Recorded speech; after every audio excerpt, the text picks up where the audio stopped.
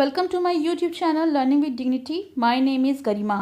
आज हम करेंगे class 9th English NCERT beehive का चैप्टर 6 माय चाइल्डहुड का सेकंड पार्ट। फर्स्ट पार्ट का लिंक आपको डिस्क्रिप्शन में मिल जाएगा।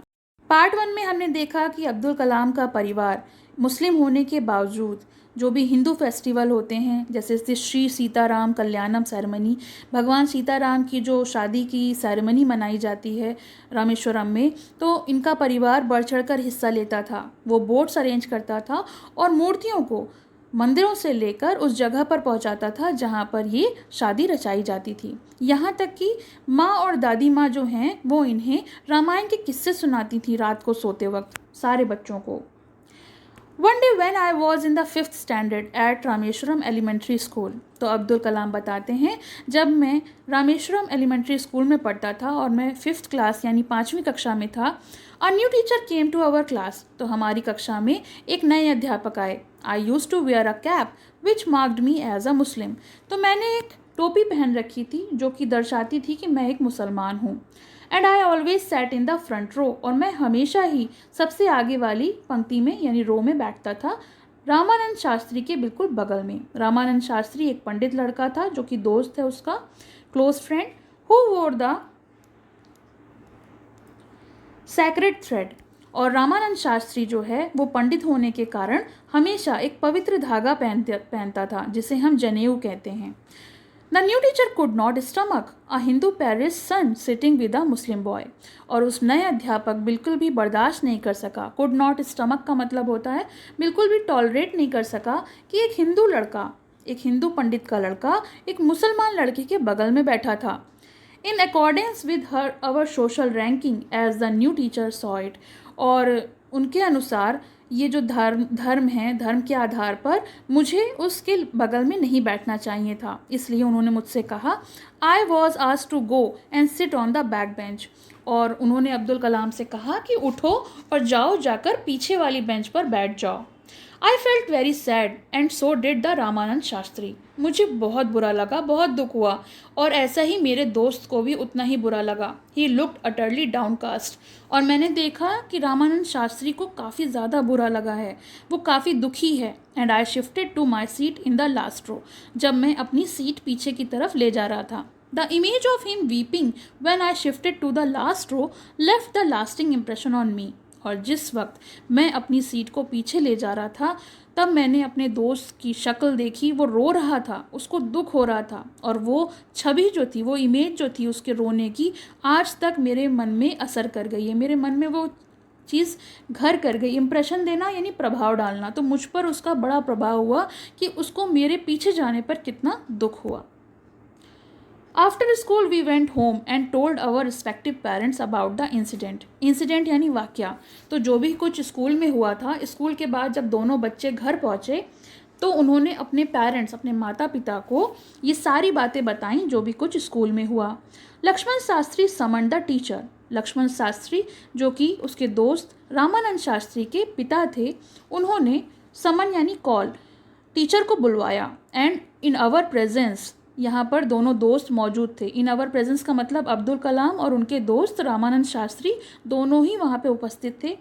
Told the teacher that he should not spread the poison of social inequality and communal intolerance in the mind of innocent children, और उन्होंने बड़ी सख्त आवाज़ में कहा उन टीचर को, उन अध्यापक को, कि आपको बिल्कुल भी जो मासूम बच्चे हैं उनके दिमाग में भेदभाव, जो सामाजिक भेदभाव है, डिफरेंसेस हैं रिलीजन को लेकर, इस तरह का जहर उनके दिमाग में बिल्कुल भी नहीं घोलना चाहिए, और इस तरह का जो पॉइजन है उसको बिल्कुल भी फैलाना नहीं चाहिए।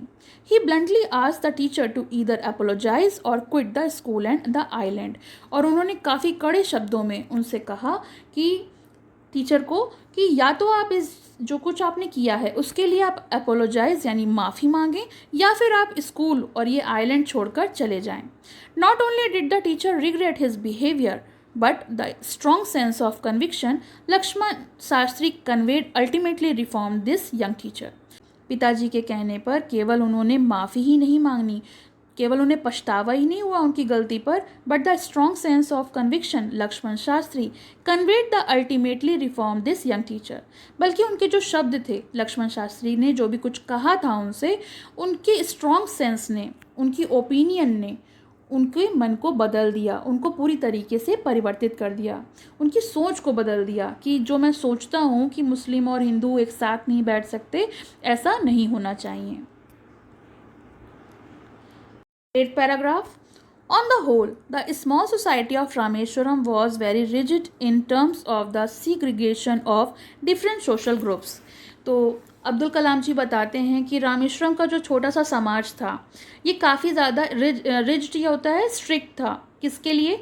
जितने भी अलग अलग सोशल ग्रुप्स थे, जितने भी सामाजिक समूह थे, उनके सेपरेशन के लिए। अब ये सामाजिक समूह क्या होते हैं? सोशल ग्रुप होते हैं जो कास्टिज़म के नाम पर, कास्ट सिस्टम था इंडिया का उस समय, जिसमें 4 ग्रुप्स आते थे। सबसे ऊपर ब्राह्मण होते थे जो वेल एजुकेटेड बताए जाते थे, उसके बाद क्षत्रिय होते थे जो वॉरियर्स, योद्धा बोले जाते थे, उसके बाद वैश्य होते थे जो ट्रेडर और merchant, land owner, money lender, ये सारे जो हैं वैश्य होते थे। और शूद्राज में आते थे कुम्हार, लेबरर, जो भी आर्टिस्ट होते थे वो सब। तो ये सोशल ग्रुप्स जो थे वो अलग अलग थे और उनके अलग अलग ही माना जाता था। काफ़ी स्ट्रिक्टली ये चीज़ें फॉलो की जाती थी। However, my science teacher Shiva Subramaniam Iyer, though the orthodox Brahmin with a very conservative wife, was something of a rebel. तो जो मेरे विज्ञान के टीचर थे, जो साइंस टीचर थे, जिनका नाम था शिवा सुब्रमण्यम अय्यर, वो काफ़ी ज़्यादा स्ट्रिक्ट थे अपने रिलीजन को लेकर, ब्राह्मण थे, लेकिन और उनकी जो वाइफ थी वो भी काफ़ी ट्रेडिशनल थी, काफ़ी कंजर्वेटिव थी, वो भी अपने धर्म को बहुत ज़्यादा मानती थी। Was something of a rebel, लेकिन वो इन सब चीज़ों को नहीं मानते थे। उन मेरे जो साइंस टीचर थे वो इसका विद्रोह करते थे। उनका मानना था कि धर्म के नाम पर, जातियों के नाम पर लोगों को अलग नहीं होना चाहिए। He did his best to break social barrier, और उन्होंने यानी उनके टीचर ने अपने पूरे जोर लगाकर इस समाज में जो बैरियर्स हैं, जो अलग अलग सोच थी लोगों की, उसको परिवर्तन करने का और उन्हें मिंगल करने का, मिंगल यानी उन्हें एक करने का काफ़ी ज़्यादा प्रयास किया। He used to spend hours with me, वो मेरे साथ घंटों बिताते थे। And would say, Kalam, I want you to develop so that you are on par with the highly educated people of the big cities. और वो कहते थे, कलाम, मैं चाहता हूँ कि तुम्हारे अंदर विकास हो। ऑन पार का मतलब होता है सिमिलरिटी, समानता, और तुम उन लोगों की तरह समान रूप से हाई एजुकेशन प्राप्त कर सको जो कि बड़े बड़े शहरों में लोग हासिल करते हैं। One day he invited me to his home for a meal, और इसलिए उन्होंने हमको, हमारे जो साइंस के टीचर थे, एक दिन उन्होंने अपने घर पर हमको खाने पर बुलाया। His wife was horrified at the idea of a Muslim boy being invited to dine in her ritually pure kitchen. और उनकी जो पत्नी थी वो ये देखकर काफ़ी ज़्यादा डर गई, घबरा गई कि किस तरह से मैं अपने शुद्ध जो रसोई है, इतनी पवित्र रसोई है, उसमें एक मुस्लिम लड़के को बैठाल के खाना मैं कैसे खिला सकती हूँ। She refuse to serve me in her kitchen, और उन्होंने मुझे उस किचन में बैठकर खाना खाने से और खाना परोसने से मना कर दिया। शिवा सुब्रमण्यम अय्यर वॉज नॉट परट्रब्ड, और जो मेरे टीचर थे वो बिल्कुल भी अपसेट नहीं हुए। परट्रब्ड मतलब होता है अपसेट होना, बिल्कुल भी दुखी नहीं हुए। Nor did he get angry with his wife, और ना ही वो अपनी पत्नी पर गुस्सा हुए। But instead served me with his own hand, बल्कि उन्होंने मुझे अपने हाथों से खाना खिलाया और मेरे बगल में बैठकर उन्होंने भी खाना खाया।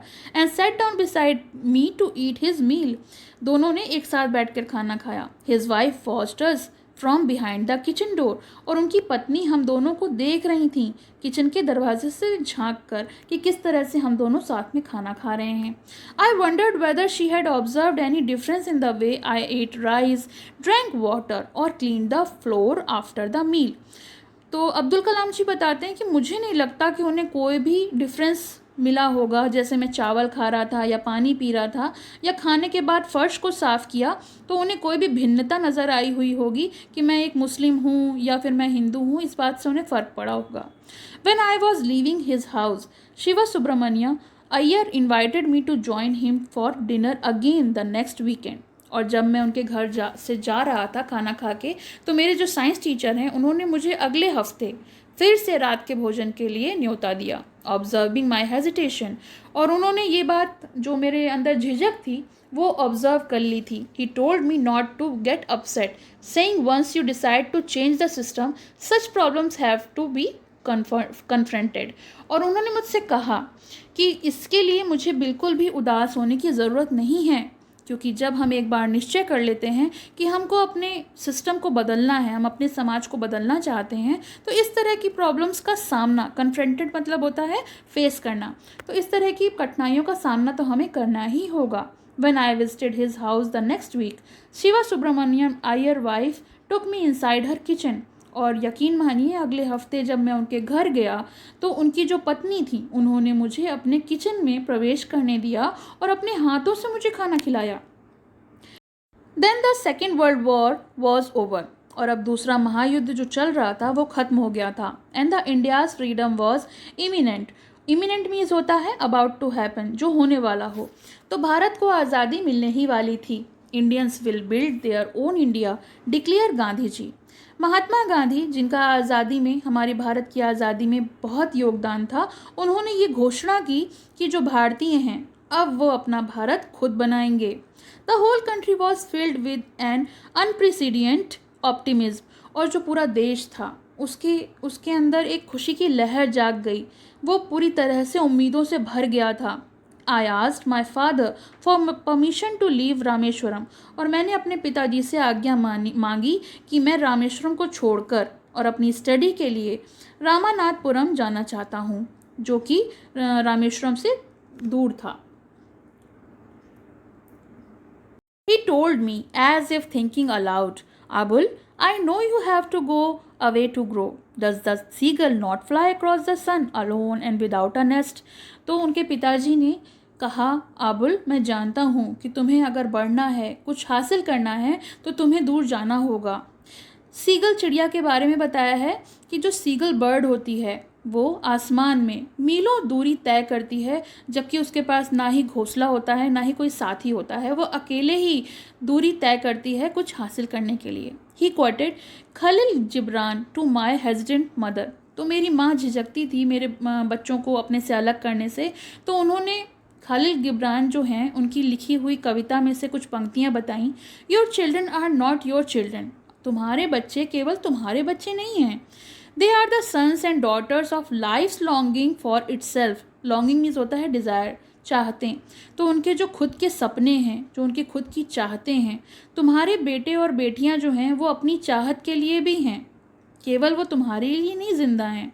दे come through you but not from you. उनको तुमने पैदा ज़रूर किया है, वो तुमसे ज़रूर उत्पन्न हुए हैं, मगर उनकी जो सोच है वो तुम्हारे से उत्पन्न नहीं हुई है। उसको डेवलप करने के लिए उन्हें आज़ाद होना ही होगा। You may give them your love but not your thought. क्योंकि तुम उन्हें अपना प्यार तो दे सकती हो, लेकिन अपने विचार, अपनी सोच नहीं दे सकती। For they have their own thoughts. उसके लिए उन्हें अपने विचार ही रखने होंगे। और हम जानते हैं कि डॉक्टर APJ अब्दुल कलाम हमारे भारत के लिए, हमारे लिए कितने अनमोल थे। उनको मिसाइल मैन ऑफ इंडिया भी बोला गया। वो इसरो से भी जुड़े। इसरो था इंडियन स्पेस रिसर्च ऑर्गेनाइजेशन, और वो एक ग्रेट पैट्रियट और विजनरी भी थे।